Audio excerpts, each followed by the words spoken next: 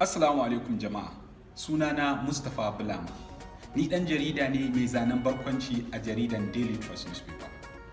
Mutanen da suke bibiyan ayyukana sukan ga ayyukana a cikin jaridan Daily Trust ko kuma a shafukan sada zumunta kamar irin su Twitter, Facebook ko Instagram. So da dama mutane sukan turo min saƙonni ko tambayoyi akan ya nake gudanar da irin wayannan ayyuka, ya nake tunani, ya nake ƙirƙiro wayannan zanen da nake yi.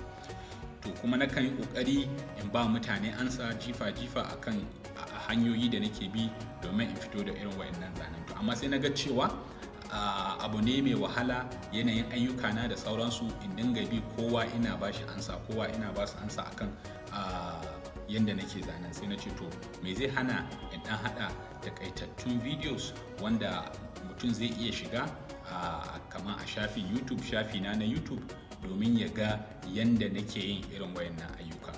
Saboda haka sai ku kasance tare da ni inda za ku dinga ganin ainihin abubuwa da zan dinga nuna muku ɗaya bayan ɗaya.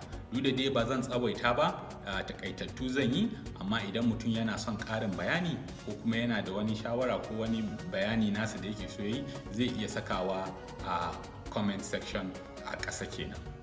Saboda haka ku kasance tare da ni. Na gode.